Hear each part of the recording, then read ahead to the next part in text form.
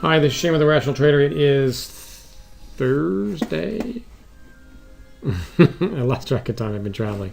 Thursday, March 28th. I just got back. So looking at today's results, plus 10, one tick in oil.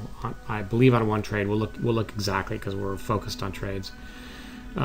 Gold rolled on me and I didn't notice, so nothing there.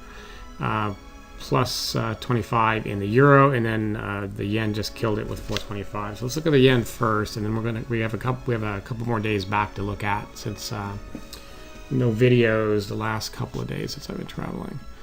So here's the yen, and let's see, we open here and we short it right on this. That looks like you're shorting it on the break, but you're not. Actually, you haven't actually broken when you get that signal. That's I'm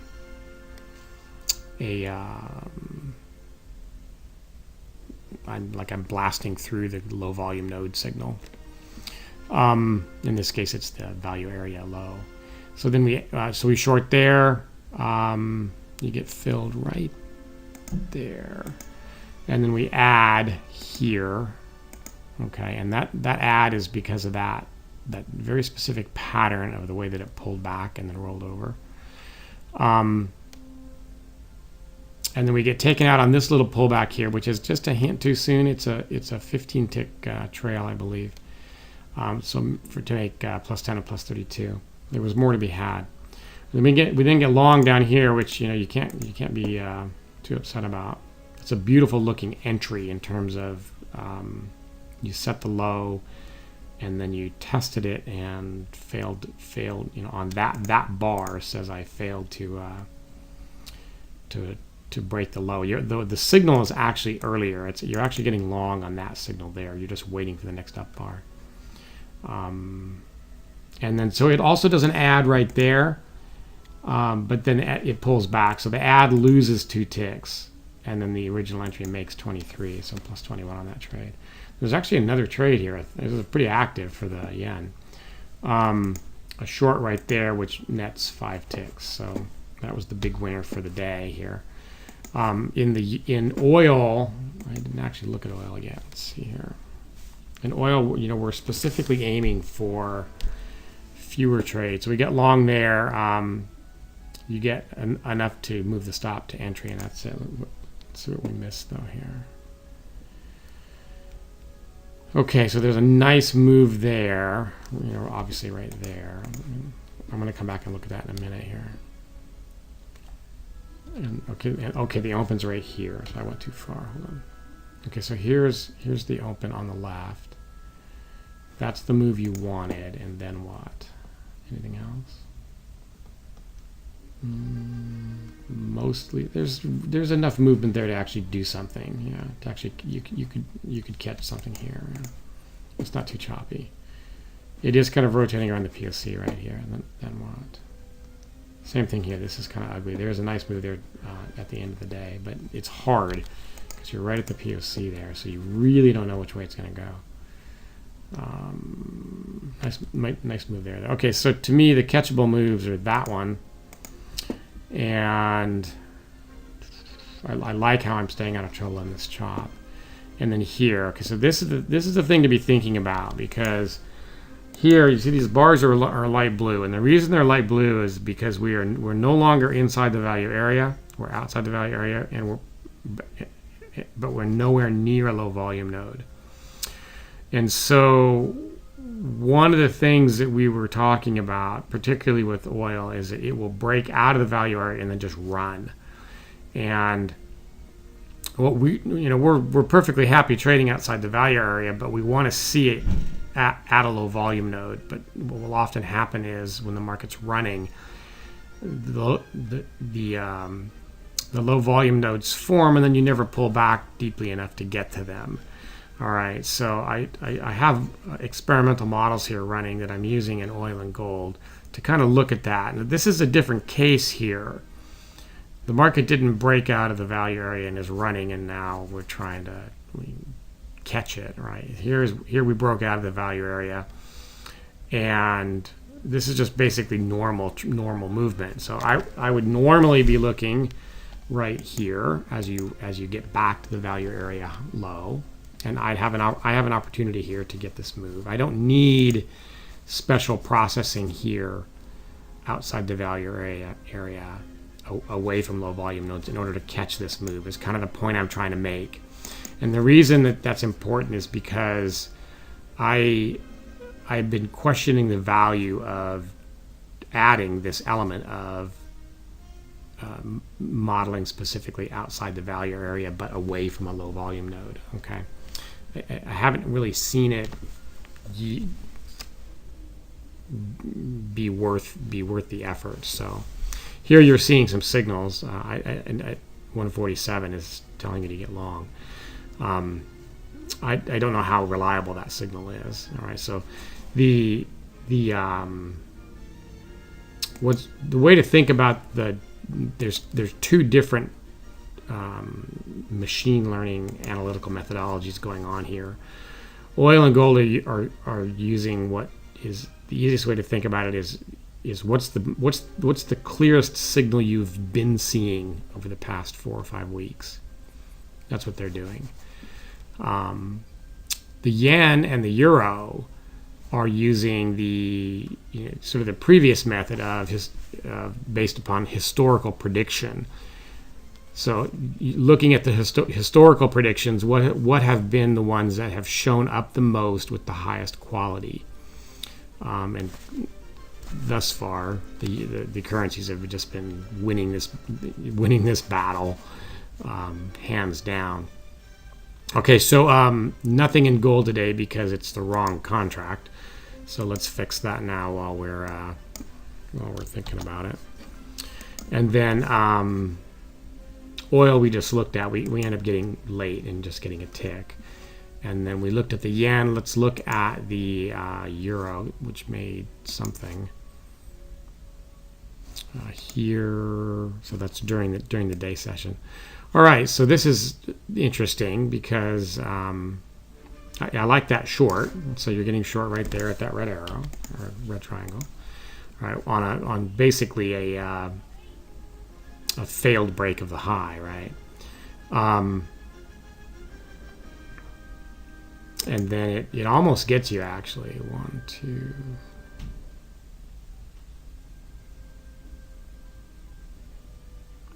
1, 2, 3, 4, 5, 6. Yeah, 7 would be right there. So it went 6 ticks against you with a 7-tick stop. And then we're actually using a. Are we using 15 ticks here? Shoot, I've got them confused now because I just I changed the oil and gold. Open trade window for a chart, please.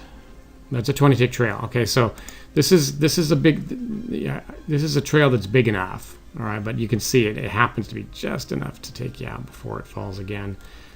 So there was another. We made what? What did we make on it? Gosh, that's right there, Shane. 4 ticks. So we would have made another 4 or 5, not too much. But in general, if you look at this market, it's kind of a choppy mess here. So you almost feel lucky you didn't take a loss there, given how ugly that looks. All right, let's take a look here now. Trade activity log. This is the euro for the week, starting Monday. Yeah, Monday. All right, so on Tuesday, just absolutely killed it, 631. We can actually, let's go look at that.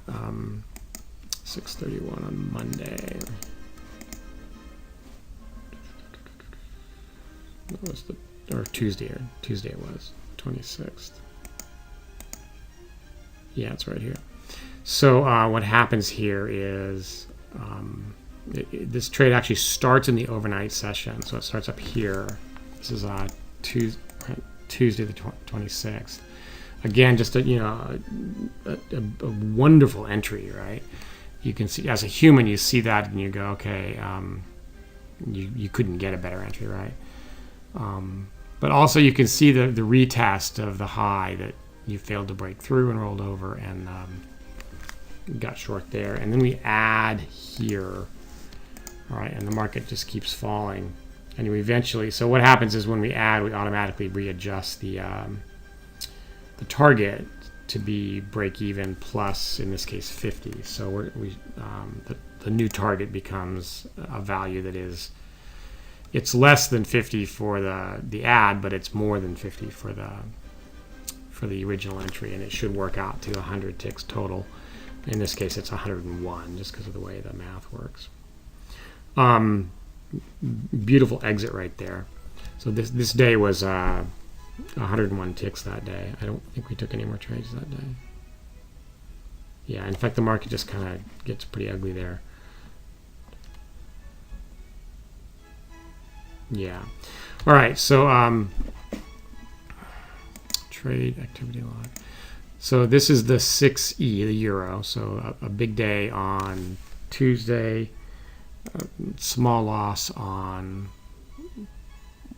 Wednesday, and a small gain today. So 637 on the week. And then 6J is sort of the opposite, right? Small loss day on one trade, right? There must have been some slippage on that trade because that number is bigger than it should be. This I don't like. 3 trades and a small loss. The small loss is fine. I don't like that you took 3 trades to get it because that's commission costs that you got to pay for. And then of course we already looked at today. 3 trades for 425. Gold GC, there isn't any M because we didn't take any trades. GCJ is what I was trading. Has not done well. And in fact, I really, really dislike this. 4 trades for minus 160. That's the exact opposite of what we're after here. So thus far, the find the clearest signal you've been seeing most recently, analytical method, is just not yielding results in gold. Let's look at oil, CLJ9. That must be the wrong one. K9? K9. Yeah, it's K9. Okay. So this number here on Monday, the 25th, this is wrong. That should be plus 80, not plus 160. I haven't had a chance to dig into why that's not correct. And then one loss on yesterday. So I like the number of trades I'm seeing here in oil. So we saw today that we took 1 trade. It was late in that move, and then we didn't do anything else. And so I like, that's perfectly fine. I don't like missing the move, but we did the right thing in terms of not taking a bazillion trades and then losing money. So it's interesting that I'm using the same analytical approach for gold and oil, and gold's just not doing well compared to oil. And in fact, the currencies are just kicking ass and taking names compared to these two. So it's starting to look more and more like the historical prediction method of choosing which behaviors to trade is the way to go. That's unfortunate because that's a lot more work, but it is what it is. That's just life. It's interesting because I think I talked about the scientific method last week. So you have a hypothesis, and then you got to test it, right? And what I see a lot of people do is they something makes logical sense to them, or they just see something work one day, and then they just start doing it. They don't go through the testing part. And I'm learning here. This is why we do it this way, because I'm not getting anywhere near the results I expect to get, given what I'm doing, given what I think should be happening. All right, so that's why we do this. Oil is at least not generating a lot of trade, so that's correct. it's possible here I don't quite have enough enough days to make a determination. I have enough days from in gold to understand that it's just what you're doing is just not working. So I go back to the historical prediction method that the currencies are using, or you have to make some other adjustment in how you're picking those behaviors from the machine that the machine learning system is identifying. Okay, all right, so that's it for today. So some scheduling announcements here. We have I'll be on vacation starting Saturday, and I'll be completely off the grid. Picture curled up in a cave somewhere. So no trading next week. No videos next week. And in fact, we might get a video out tomorrow. I doubt it, but it's possible. Otherwise, we'll start back up again let's see. Well, not all of this week, so it would be is that the 8th? Yeah, start back up again the 8th. All right, so members, I'll send messages about models and things like that. But in terms of video of actual trading, I'm not trading at all next week. The idea was to kind of think about the results I've been getting on these different experiments, and then make a choice there. It's kind of looking to me like the choice has already been made. But we will, we've got one more day here. We'll finish what we started, and then we will come back and do what we said we're going to do. What is the all symbols, non-symbols? What's the number for the week? So 7:30 for the week on 15, 20, 21 trades. That big number there is gold. Gold is the problem there. So trying to get that number down, and it's not working in the gold market. All right, so that's it. I'm starting to ramble. I will see you possibly in a video for tomorrow. Otherwise, it'll be the following week. Take care.